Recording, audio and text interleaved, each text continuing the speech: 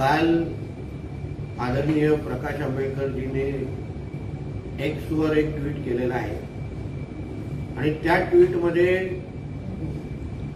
त्यांनी एक फोटो तिथे दाखवलेला आहे। तिथे वंचित बहुजन आघाडी ह्याच्यात पाठीत खंबीर खुपसताना एक व्यक्ती दाखवला आहे आणि त्याच्या सुरीवर लिहिलेलं आहे संजय राऊत।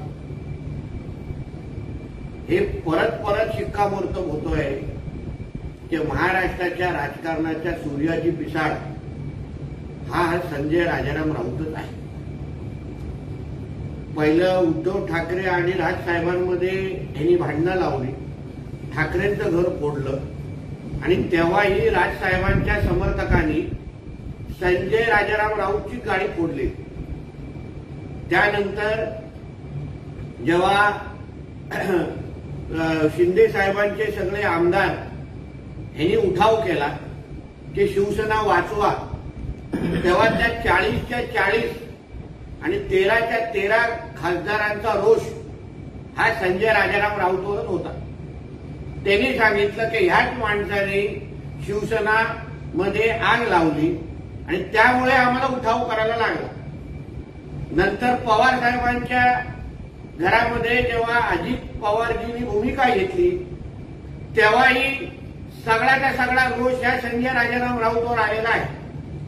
आणि आता प्रकाश आंबेडकरजी आणि यानंतर जसं मी वारंवार आज पण बोलतोय, तुम्ही पाहिलं तर माझा हा व्हिडिओ सेव्ह करून ठेवा की काँग्रेस महाविकास आघाडीच्या बाहेर पडण्याच्या तयारीमध्ये आहे, उंबरठ्यावर उभे आहेत।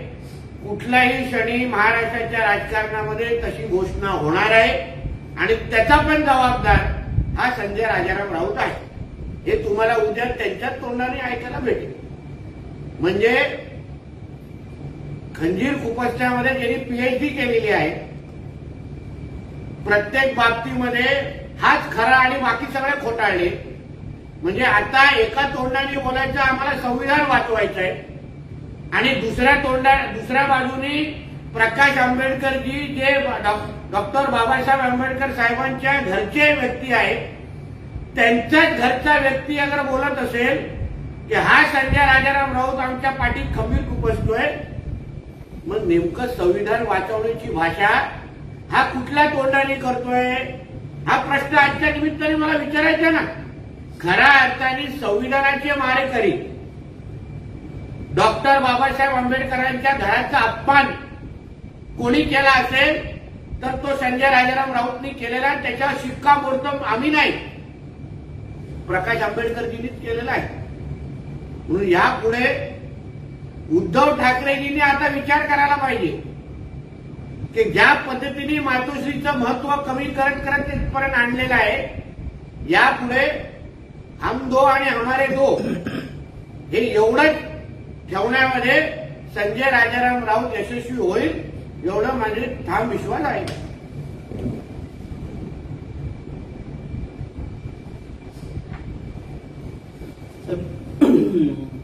चंद्रकांत खैरेंना शिवसेनेकडून उमेदवारी मिळाल्यामुळे अंबादास दानवे नाराज असल्याचे समजतंय। आज मातोश्रीमध्ये अंबादास दानवे आणि खैरेंची एकत्र बैठक घेणार आहेत उद्धव ठाकरे। अंबादास दानवे भाजपच्या संपर्कात असल्याची सुद्धा चर्चा आहे, कितपत सत्य? अंबादास दानवे हे माझ्याकडे जी माहिती आली हे मूळ संघाच्या विचाराचे आहेत। त्यांनी संघाच्या शाखेमध्ये ते पहिले जायचे असं माहिती माझ्याकडे आहे आणि एकदा तो संघाच्या संस्कारामध्ये वाढलेला व्यक्ती आणि संघातून कधीच लांब जात नाही, परिवाराकडून कधी लांब जात नाही असा अनुभव आतापर्यंत असल्यामुळे आगे देखो होता है क्या।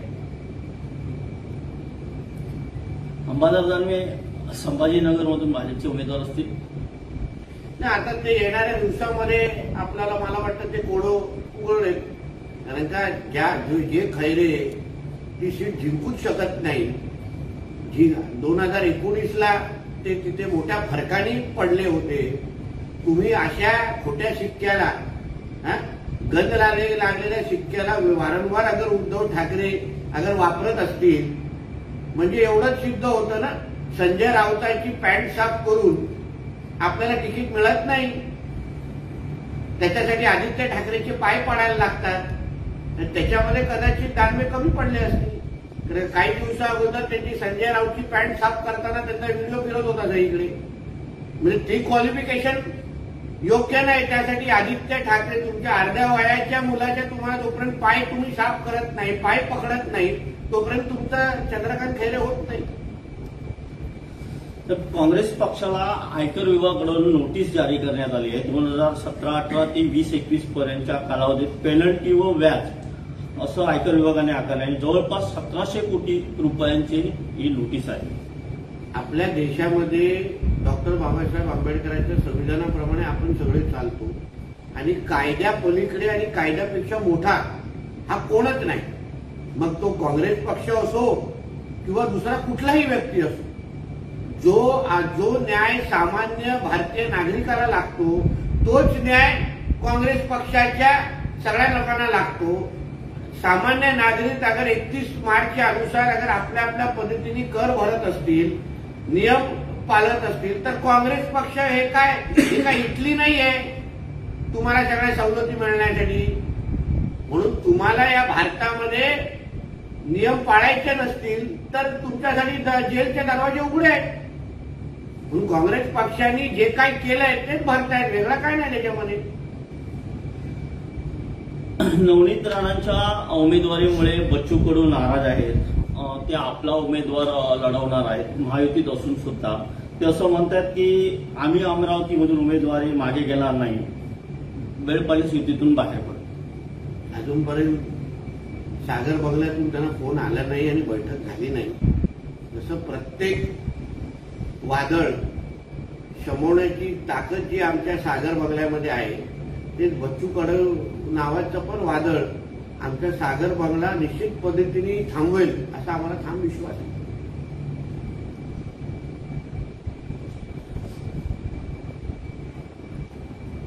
संजय राऊत असं म्हणाले की 31 मार्चला इंडिया आघाडीची जर दिल्लीमध्ये मोर्चा काढणार आहे, त्यामध्ये सर्व पक्षीय महामेळावा असेल, मोठा मोर्चा असेल. सर्व पक्ष राहिले किती आता? त्याच्यामध्ये केजरीवाल नाही, झारखंडचे मुख्यमंत्री नाही, ममता बॅनर्जीचा भरोसा नाही, लालू प्रसाद यादवचा भरोसा नाही, अखिलेश यादव दुसऱ्या तोंडाने बोलतायत. सर्व पक्षामध्ये राहिले कुठे? मला सर्व पक्षाचा आता त्यांचा अर्थ बदलायला लागेल. म्हणून रामलीला मैदानावर कुठलीच रामलीला होणार नाही. ते सगळं रावणाचं धन झालेलं आहे, म्हणून त्या सभेला काही अर्थ नाही. आंबेडकरांच्या पोस्टबाबत ते म्हणताना असं म्हणतात की ते पाठीत खंजीर खुपसण्याबद्दल बरोबर राहणार नाही, एवढं मात्र नक्की आहे. तेच आंबेडकर करतायत ना. पाठीत खंजीर खुपसण्यामध्ये ज्यांनी पीएचडी केलेली आहे, ज्यांचं पूर्ण आयुष्याचं अर्धे वय जे पाठीत खुपसण्यामध्येच गेलं आणि त्याचं नाव आहे संजय राजाराम राऊत किंवा महाराष्ट्राचा सूर्यजी पिसाळ, ह्याच्याबरोबर न राहण्याचा निर्णय तर बरोबर आंबेडकरजींनी घेतलेला आहे. त्याच्यामुळे त्यांचं आंबेडकरजींचं स्वागत करतो. योग्य वेळी या सूर्यजी पिसाळला तुम्ही ओळखलं आणि म्हणूनच तुम्हाला तुमच्या निवडणुकीमध्ये आता तुम्हाला लढवण्याची संधी भेटते. नंतर ह्यांनी जो माणूस उद्धव ठाकरेचा होऊ शकला नाही, जो माणूस बाळासाहेब ठाकरेंचा होऊ शकला नाही, जो माणूस शरद पवारांचा होऊ शकला नाही, जो स्वतःच्या घरचा होऊ शकला नाही, तो आंबेडकरांचा काय होणार याबद्दल विचार करायला पाहिजे.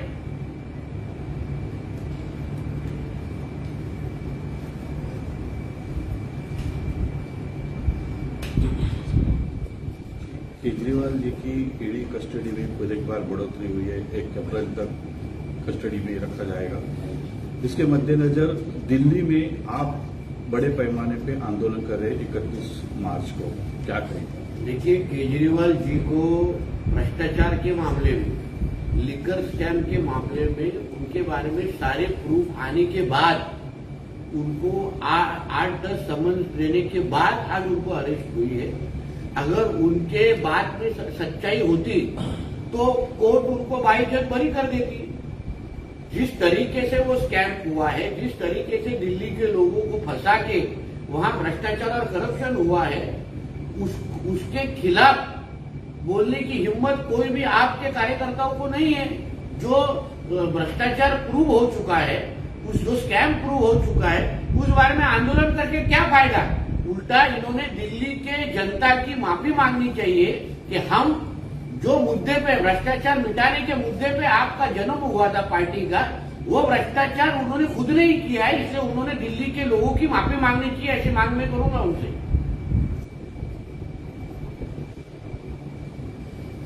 सांगलीमध्ये पोस्टरवर रंगतंय काँग्रेसमध्ये आणि उद्धव बाळासाहेब ठाकरे गटामध्येच की काँग्रेस तिकडे म्हणते की विशाल पाटील यांनाच ही जागा मिळावी सांगली लोकसभेसाठी आणि इकडे चंद्रकांत पाटील यांना उमेदवारी जाहीर केली, त्यामुळे एकच त्यांच्यातच पोस्टरवर दिसून येते।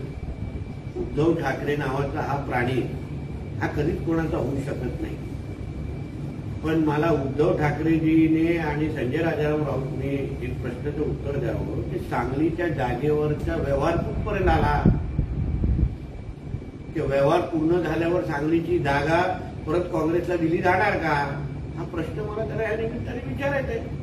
कारण का हा राजकीय विषय नाहीये, हा आर्थिक विषय आहे। ज्या दिवशी मातोश्रीवर व्यवहार पूर्ण होईल त्या दिवशी काँग्रेसला ती जागा दिली जाईल। हे खरं आहे की खोटं आहे हे संजय राजाराम राऊत आणि उद्धव ठाकरेजींनी महाराष्ट्राला उत्तर द्यावं। कारण का मित्र पक्षाच्याच पाठीत खंबीर खुपसण्याची जो काही सवय पहिल्यापासून उद्धव ठाकरेला आहे, त्याचा आता अनुभव हा ह्यांना येतोय, काँग्रेसला चांगल्या पद्धतीने येतोय। आतापर्यंत भारतीय जनता पक्षाबरोबर तोच व्यवहार करायचे, आता काँग्रेस बरोबर ते करतायत, म्हणून उद्धव ठाकरे नावाचा प्राणी हा कोणाचाच हे नाहीये, कोणाचाच होणार नाहीये। उबाटा गटाचे लोकसभेचे इथले उमेदवार विनायक राऊत यांनी काल युवा मेळाव्यामध्ये एक आरोप केला की 75,000 कोटीपेक्षा जास्त निधी असलेले खाते नारायण राणेंकडे होते, त्यांनी काय दिवे लावले?